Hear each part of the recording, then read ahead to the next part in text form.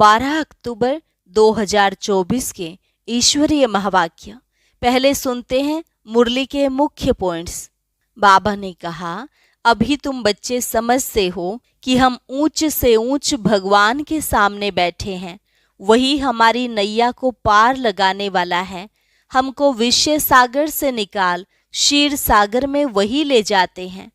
फिर बाबा ने कहा, तुम सब आत्माएं पक्के पक्के सोने के जेवर थे, फिर खाद पड़ते पड़ते झूठे बन गए। यह झूठ तब निकले जब याद की यात्रा की भट्टी में रहो। पावन तो जरूर बनना ही है, इसलिए अब गफलत मत करो। कल और आज का यह सारा राज तुम्हारी बुद्धि में अच्छी रीति होना चाहिए। कल तुम सतयुग में थे, फिर 84 जन्म लेते लेते आज नरक में आ गए हो। अब फिर नई दुनिया में चलना है। हर 5000 वर्ष बाद जब तुम्हारे यह कपड़े पुराने हो जाते हैं, फिर बाप तुमको ऐसे नए वस्त्र अर्थात लक्ष्मी नारायण जैसा बनाते हैं। उनका तो है हठ योग, तुम्हारा है राजयोग। इस राजयोग की पढ़ाई में तुम्हारा बहुत फायदा है। बाकी और बातों में जाएंगे तो टाइम वेस्ट ही होगा। लास्ट में बाबा ने कहा, यह सारा झाड़ अब जड़जड़ी भूत अवस्था को पाया हुआ है। अब तुमको वापस जाना है, इसलिए अपने को हल्का कर दो। जैसे ब्रह्मा बाप ने किया, सब बंधन तोड़ दिए, ऐसे तुमको भी सब कुछ भुला देना है और अपने घर व राजधानी को याद करना है। अब सुनते हैं महावाक्यों को विस्तार से। मुरली का सार। मीठे बच्चे, बाप खिवैया बन आया है तुम सबकी नैया को विषय सागर से निकाल क्षीर सागर में ले जाने। अभी तुमको इस पार से उस पार जाना है। प्रश्न, तुम बच्चे हरेक का पार्ट देखते हुए किसकी भी निंदा नहीं कर सकते हो, क्यों? क्योंकि तुम जानते हो यह अनादि बना बनाया ड्रामा है। इसमें हरेक एक्टर अपना अपना पार्ट बजा रहे हैं, किसी का भी कोई दोष नहीं है। यह भक्ति मार्ग भी फिर से पास होना है, इसमें जरा भी चेंज नहीं हो सकती। दूसरा प्रश्न, किन दो शब्दों में सारे चक्र का ज्ञान समाया हुआ है? उत्तर, आज और कल। कल हम सतयुग में थे, आज 84 जन्मों का चक्र लगाकर नरक में पहुंचे, कल फिर स्वर्ग में जाएंगे। ओम शांति। अब बच्चे सामने बैठे हैं, जहां से आते हैं वहां अपने सेंटर्स पर जब रहते हैं तो वहां ऐसे नहीं समझेंगे कि हम ऊंच ते ऊंच बाबा के सम्मुख बैठे हैं। वही हमारा टीचर भी है, वही हमारी नैया को पार लगाने वाला है, जिसको ही गुरु कहते हैं। यहाँ तुम समझते हो हम सम्मुख बैठे हैं, हमको इस विषय सागर से निकाल क्षीर सागर में ले जाते हैं। पार ले जाने वाला बाप भी सम्मुख बैठा है। वह एक ही शिव बाप की आत्मा है, जिसको ही सुप्रीम अथवा ऊंच ते ऊंच भगवान कहा जाता है। अभी तुम बच्चे समझते हो हम ऊंच ते ऊंच भगवान शिव बाबा के सामने बैठे हैं। वह इसमें ब्रह्मा तन में बैठे हैं, वह तुमको पार भी पहुंचाते हैं। उनको रथ भी जरूर चाहिए ना, नहीं तो श्रीमत कैसे दें? अभी तुम बच्चों को निश्चय है बाबा हमारा बाबा भी है, टीचर भी है, पार ले जाने वाला भी है। अभी हम आत्माएं अपने घर शांति धाम में जाने वाली हैं। वह बाबा हमको रास्ता बता रहे हैं। वहाँ सेंटर्स पर बैठने और यहाँ सम्मुख बैठने में रात दिन का फर्क है। वहाँ ऐसे नहीं समझेंगे कि हम सम्मुख बैठे हैं। यहाँ यह महसूस आती है। अभी हम पुरुषार्थ कर रहे हैं, पुरुषार्थ कराने वाले को खुशी रहेगी। अभी हम पावन बनकर घर जा रहे हैं। जैसे नाटक के एक्टर्स होते हैं तो समझते हैं अब नाटक पूरा हुआ, अभी बाप आए हैं हम आत्माओं को ले जाने। यह भी समझाते हैं तुम घर कैसे जा सकते हो। वह बाप भी है, नैया को पार करने वाला खिवैया भी है। वह लोग भल गाते हैं, परंतु समझ से कुछ भी नहीं है कि नैया किसको कहा जाता है। क्या वह शरीर को ले जाएगा? अभी तुम बच्चे जानते हो हमारी आत्मा को पार ले जाते हैं। अभी आत्मा इस शरीर के साथ वैशाल्य में विषय वैतरणी नदी में पड़ी है। हम असुल रहवासी शांति धाम के थे। हमको पार ले जाने वाला अर्थात घर ले जाने वाला बाप मिला है। तुम्हारी राजधानी थी जो माया रावण ने सारी छीन ली है, वह राजधानी फिर जरूर लेनी है। बेहद का बाप कहते हैं बच्चों, अब अपने घर को याद करो। वहां जाकर फिर क्षीर सागर में आना है। यहाँ है विष का सागर, वहां है क्षीर का सागर, और मूल वतन है शांति का सागर। तीनों धाम हैं। यह तो दुख धाम है।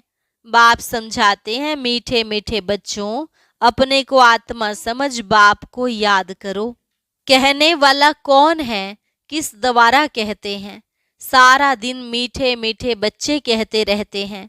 अभी आत्मा पतित है, जिस कारण फिर शरीर भी ऐसा मिलेगा। अभी तुम समझते हो हम पक्के पक्के सोने के जेवर थे, फिर खाद पड़ते पड़ते झूठे बन गए हैं। अब वह झूठ कैसे निकले? इसलिए यह याद के यात्रा की भट्ठी है। अग्नि में सोना पक्का होता है ना। बाप बार बार समझाते हैं, यह समझानी जो तुमको देता हूँ हर कल्प देता आया हूँ, हमारा पार्ट है। फिर 5000 वर्ष के बाद आकर कहता हूँ कि बच्चे पावन बनो। सतयुग में भी तुम्हारी आत्मा पावन थी, शांति धाम में भी पावन आत्मा रहती है। वह तो है हमारा घर। कितना स्वीट घर है। वहां जाने के लिए मनुष्य कितना माथा मारते हैं। बाप समझाते हैं, अभी सबको जाना है, फिर पार्ट बजाने के लिए आना है। यह तो बच्चों ने समझा है। बच्चे जब दुखी होते हैं तो कहते हैं, हे भगवान हमें अपने पास बुलाओ, हमको यहाँ दुख में क्यों छोड़ा है? जानते हैं बाप परम धाम में रहते हैं तो कहते हैं, हे भगवान हमको परम धाम में बुलाओ। सतयुग में ऐसे नहीं कहेंगे, वहाँ तो सुख ही सुख है, यहाँ अनेक दुख हैं। तब पुकारते हैं, हे भगवान। आत्मा को याद रहती है परंतु भगवान को जानते बिल्कुल नहीं है। अभी तुम बच्चों को बाप का परिचय मिला है। बाप रहते ही हैं परम धाम में, घर को ही याद करते हैं। ऐसे कभी नहीं कहेंगे राजधानी में बुलाओ, राजधानी के लिए कभी नहीं कहेंगे। बाप तो राजधानी में रहते भी नहीं, वह रहते ही हैं शांति धाम में। सब शांति मांगते हैं। परम धाम में भगवान के पास तो जरूर शांति ही होगी। जिसको मुक्ति धाम कहा जाता है वह है आत्माओं के रहने का स्थान, जहाँ से आत्माएं आती हैं।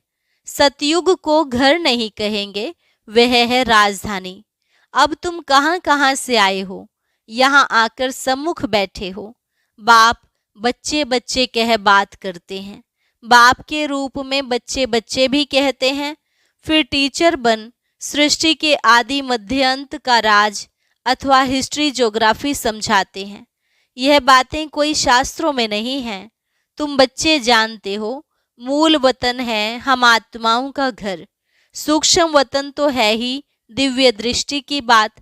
बाकी सतयुग त्रेता द्वापर कलयुग तो यहाँ ही होता है। पार्ट भी तुम यहाँ बजाते हो। सूक्ष्म वतन का कोई पार्ट नहीं। यह साक्षात्कार की बात है, कल और आज। यह तो अच्छी रीति बुद्धि में होना चाहिए। कल हम सतयुग में थे, फिर 84 जन्म लेते लेते आज नरक में आ गए हैं। बाप को बुलाते भी नरक में हैं। सतयुग में तो अथाह सुख है तो कोई बुलाते ही नहीं। यहाँ तुम शरीर में हो तब बात करते हो।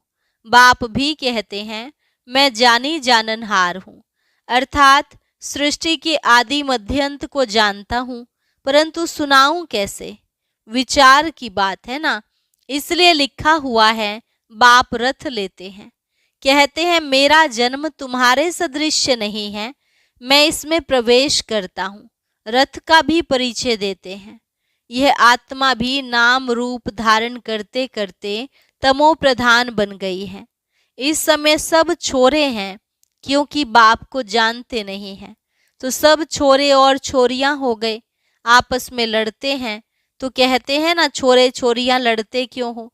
तो बाप कहते हैं मुझे तो सब भूल गए हैं। आत्मा ही कहती है छोरे छोरियां। लौकिक बाप भी ऐसे कहते हैं, बेहद का बाप भी कहते हैं छोरे छोरियां यह हाल क्यों हुआ है? कोई धनी धोनी है? तुमको बेहद का बाप जो स्वर्ग का मालिक बनाते हैं, जिसको तुम आधा कल्प से पुकारते आए हो, उनके लिए ही कहते हो ठिक्कर भीतर में है। बाप अब सम्मुख बैठ समझाते हैं। अभी तुम बच्चे समझ से हो, हम बाबा के पास आए हैं।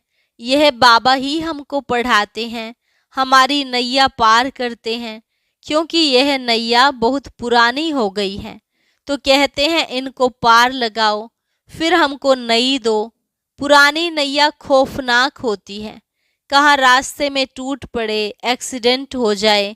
तो तुम कहते हो हमारी नैया पुरानी हो गई है, अब हमें नई दो। इनको वस्त्र भी कहते हैं, नैया भी कहते हैं।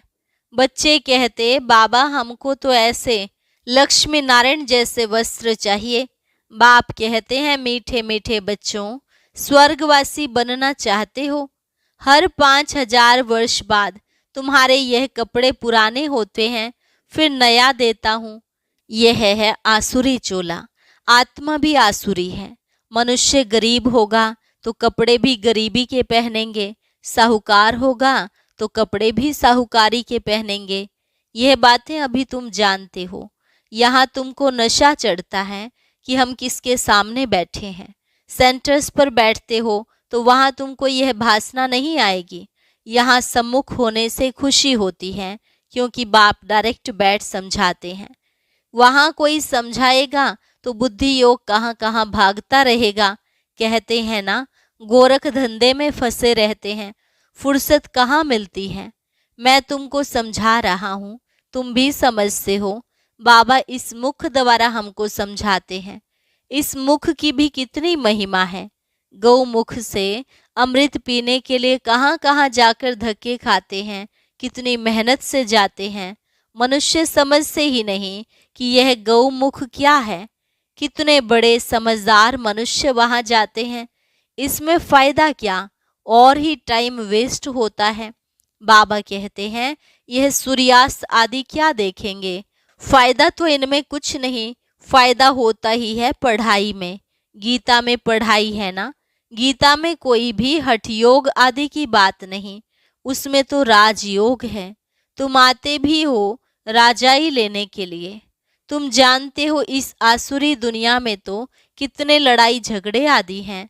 बाबा तो हमको योग बल से पावन बनाए विश्व का मालिक बना देते हैं। देवियों को हथियार दे दिए हैं, परंतु वास्तव में इसमें हथियारों आदि की कोई बात है नहीं। काली को देखो कितना भयानक बनाया है। यह सब अपने अपने मन की भ्रांतियों से बैठ बनाया है। देवियां कोई ऐसी 4-8 भुजाओं वाली थोड़े ही होंगी। यह सब भक्ति मार्ग है।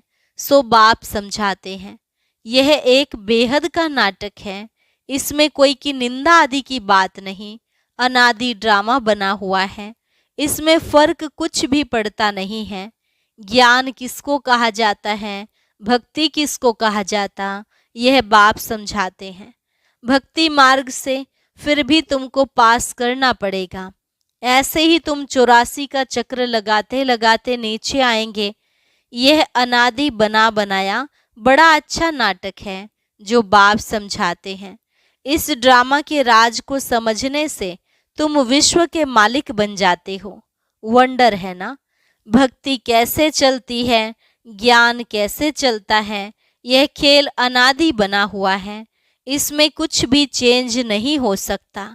वह तो कह देते ब्रह्म में लीन हो गया, ज्योति ज्योत समाया। यह संकल्प की दुनिया है। जिसको जो आता है वह कहते रहते हैं। यह तो बना बनाया खेल है। मनुष्य बाइस्कोप देख कर आते हैं, क्या उसको संकल्प का खेल कहेंगे? बाप बैठ समझाते हैं बच्चे, यह बेहद का नाटक है जो हूबहू रिपीट होगा।